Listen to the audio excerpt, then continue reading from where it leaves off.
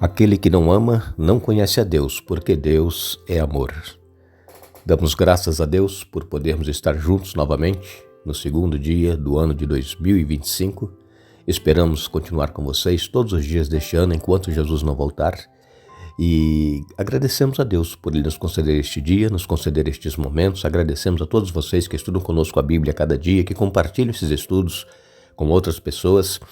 A vocês que são inscritos no canal Hora Tranquila no YouTube, que clicam no dedinho de joinha, e também a todos vocês que nos escrevem dizendo de onde estão acompanhando. Queremos aqui mandar um alô especial para Dalva Marconi, de Vila Mazé, em São Paulo, Manuel Fernandes, de Brockton, em Massachusetts, Jomara Cristina, de Leominster, também aqui em Massachusetts, Luísa Manuel, da Namíbia. Ela está pedindo orações em favor dos irmãos, dos moradores lá de Moçambique, que estão passando por um momento difícil. Um alô especial para Ilma Casagrande e também um alô especial para Maria Angélica, para Abádia Ferraz, lá de Governador Valadares. Um alô especial para Jacira Lage, do Rio de Janeiro.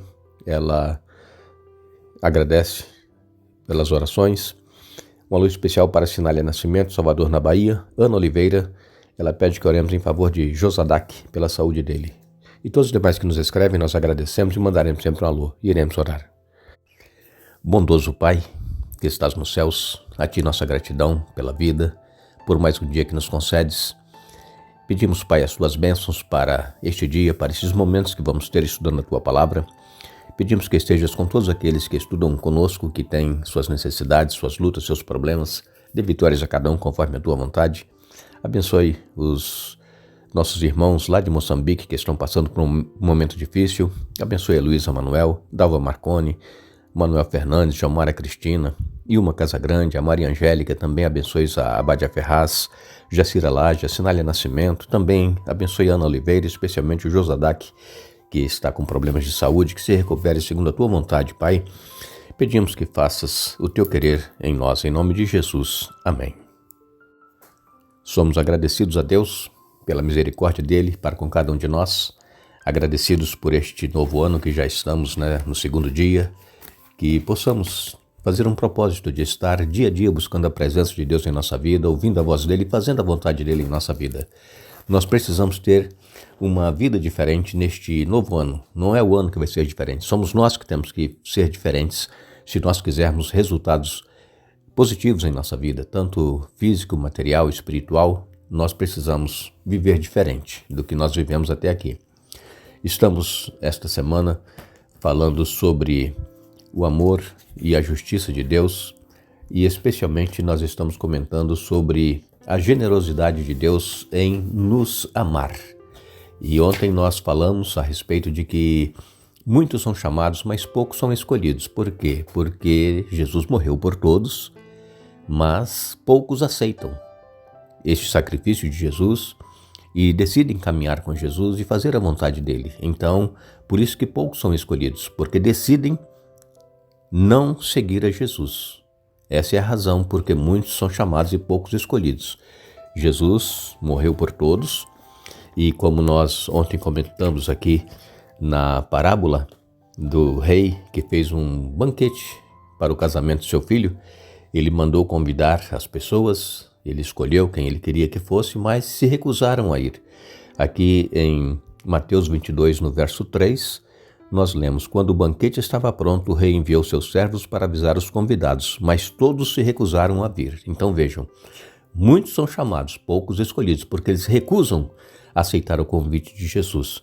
E também quando nós lemos aqui em Mateus 23, no Mateus 23, verso 37, Jesus aqui, ele falando a respeito daqueles que ele quer ter junto a si.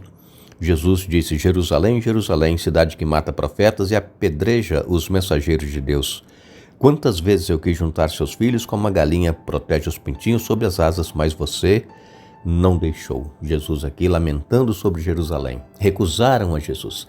Vocês conhecem muito bem como que as galinhas, elas cuidam dos seus pintinhos. Quando acontece alguma coisa, tem algum perigo, ela chama os pintinhos e ajunta debaixo das suas asas. Quando está à noite, está frio, ela aquece os pintinhos. Assim Jesus queria fazer conosco. Ele quer fazer conosco, Ele quer nos ajuntar, Ele quer nos acolher, Ele quer nos proteger, mas nós recusamos, nós não aceitamos, nós queremos fazer a nossa vontade, nós não queremos andar de acordo com aquilo que Deus quer de cada um de nós. Então, este ano, nós precisamos tomar uma decisão em nossa vida. Queremos nós ser protegidos por Deus, guardados por Deus, vamos aceitar o convite que Jesus nos faz. Ele quer nos abrigar, Ele quer cuidar de cada um de nós, e para isso nós precisamos fazer a vontade dele e não a nossa. Esse lamento de Jesus sobre Jerusalém foi exatamente antes da sua crucifixão. Jesus veio para o que era seus, mas os seus não o receberam, antes o rejeitaram e crucificaram Jesus. É claro que Jesus ele veio para morrer. Mesmo se os judeus tivessem aceito a Jesus como Senhor e Salvador, o Messias, mesmo assim Jesus ele iria morrer. Por quê?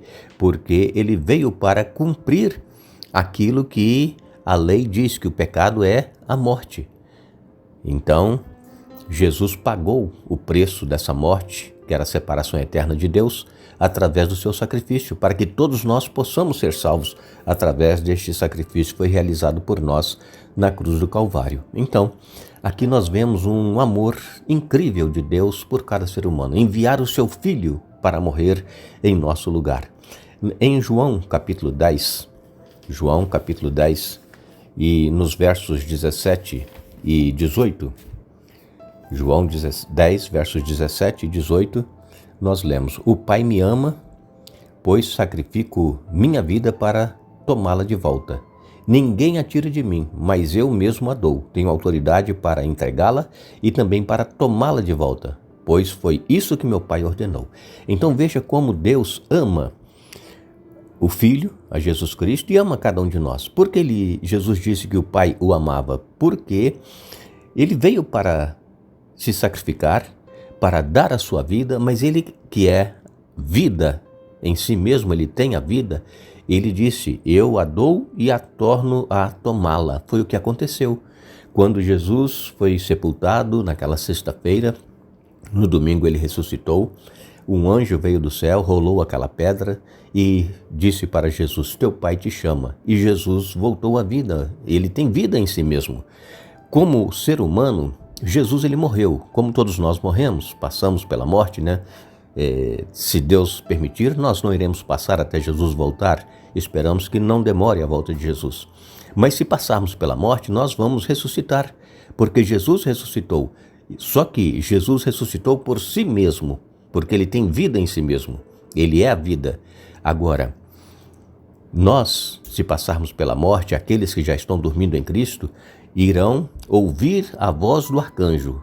A trombeta de Deus vai ressoar e os mortos em Cristo irão ressuscitar. Aleluias. Esta é a nossa grande esperança. Então, aqui Jesus ele fala que ele dá a sua vida e torna a tomá-la. Lemos também em Gálatas capítulo 2, verso 20. Gálatas capítulo 2 e no verso 20 nos diz assim: fui crucificado com Cristo. Assim já não sou eu quem vive, mas Cristo vive em mim. Portanto, vivo neste corpo terreno pela fé, no Filho de Deus que me amou e se entregou por mim. Paulo aqui falando que ele já não era ele que estava vivendo, quer dizer, ele já não fazia as suas vontades. É o que nós estamos aqui comentando hoje. Nós recusamos ir a Jesus porque nós não queremos abrir mão das nossas vontades, dos nossos desejos carnais. Nós queremos continuar vivendo esta velha vida de pecado. Então nós recusamos ir a Jesus e deixar que ele transforme em nós. Mas Paulo diz aqui: já não vivo eu, mas Cristo vive em mim. Então este viver que agora vivo, vivo-a na fé pelo Filho de Deus. Assim precisamos nós, irmãos, viver pela fé no Filho de Deus. Não vivermos nos nossos desejos e pecados. Porque se nós continuarmos esta vida, mesmo sendo cristãos, nós não iremos para os céus. Nós permaneceremos aqui e seremos eliminados no fogo eterno que será a consequência final deste mundo. Deus quando a cidade santa estiver descendo, ele vai lançar fogo e enxofre sobre este planeta. E então tudo será consumido. E então essa terra vai ser purificada, vai ser renovada, e os salvos então habitarão aqui nesta nova terra por toda a eternidade. Então vale a pena, irmãos, nós nos entregarmos completamente a Deus, tomarmos um propósito em nossa vida, vamos viver cada dia na vontade de Deus. E como é que nós fazemos isso? Para isso nós precisamos estudar a Bíblia cada dia, ler a Bíblia, não somente ouvir, ler. Se você não sabe ler, peça alguém que leia para você. E então, aceite o que a palavra de Deus diz. Jesus, ele é o caminho, ele é a verdade, ele é a vida. Nós não podemos continuar fazendo a nossa vontade, porque se nós continuarmos, nós não seremos salvos, estaremos perdidos. E então, Jesus, ele veio para dar a vida, e esta vida ele quer colocar em cada um de nós. O apóstolo Paulo, em Romanos, no capítulo 16, Romanos capítulo 16, e no verso 25, o apóstolo Paulo vem dizendo: toda glória seja a Deus, que pode fortalecê-los, como afirmam as boas novas. Essa mensagem a respeito de Jesus Cristo revelou seu plano, mantido em segredo desde o princípio dos tempos. O que o apóstolo Paulo está dizendo aqui, em Romanos capítulo 16, verso 25, é que desde antes da criação do mundo, Deus já havia estabelecido um plano para resgatar o ser humano caso este viesse a pecar. E o que aconteceu? O pecado entrou neste mundo e todos pecaram e destituídos ficaram da glória de Deus. E então aqui, em Romanos 16, 25, Paulo vem dizendo que este mistério que estava guardado desde os tempos eternos, então foi revelado agora através da vida, morte e ressurreição de Jesus. Então Deus não foi pego de surpresa quando Adão e Eva pecaram. Deus, ele é onisciente, Deus já conhece o fim desde o princípio. Deus já sabia que o ser humano iria pecar, iria falhar. Mas por que então Deus criou? Porque Deus, ele queria provar ao universo que ele é amor. Porque Satanás, quando se rebelou lá nos céus, ele estava acusando Deus de um Deus tirano, um Deus que não dava liberdade, um Deus que não amava, queria controlar, que eles fizessem tudo de acordo com a vontade de Deus. Mas não, nós, mesmo os anjos, eles têm o livre-arbítrio e nós também temos. E então Deus permite que nós tomemos as nossas decisões. Agora nós temos que arcar com as nossas consequências. Então Deus, ele, para provar ao universo que ele é amor, ele criou o ser humano mesmo sabendo que ele ia pecar. Por exemplo, muitas pessoas, casais, que quando se casam, alguns decidem não ter filhos, outros querem ter filhos, e quando uma criança nasce é a maior alegria, não é? Os primeiros anos, aquilo tudo é bonito, nós nos alegramos, depois a criança começa a querer fazer as suas próprias vontades, começa a se afastar de Deus, e isso nos entristece. Às vezes as pessoas procuram caminhos que deixam os pais muito tristes, decepcionados. E então muitos pais dizem assim: se eu soubesse que esse meu filho ia ser assim, eu não queria nem ter filhos. Muitas pessoas dizem isso, você já deve ter ouvido. Mas Deus não é assim. Deus já sabia que o ser humano ia pecar, mesmo assim ele continuou amando e continua amando todos os seres humanos. Então, nós precisamos saber que Deus, ele tem um plano para cada um de nós. E este plano é nos ter junto a ele, assim como Jesus falou: Jerusalém, Jerusalém, quantas vezes quis eu ajuntar como a galinha junta seus pintinhos, mas vocês não quiseram. A decisão cabe a nós. Vamos decidir aceitar este convite de Jesus ou vamos continuar vivendo fazendo a nossa vontade? Que Deus nos ajude a entendermos e aceitarmos o amor de Deus por nós e que possamos caminhar este novo ano segundo a vontade de Deus. Nós agradecemos a todos que estiveram conosco hoje estudando a Bíblia.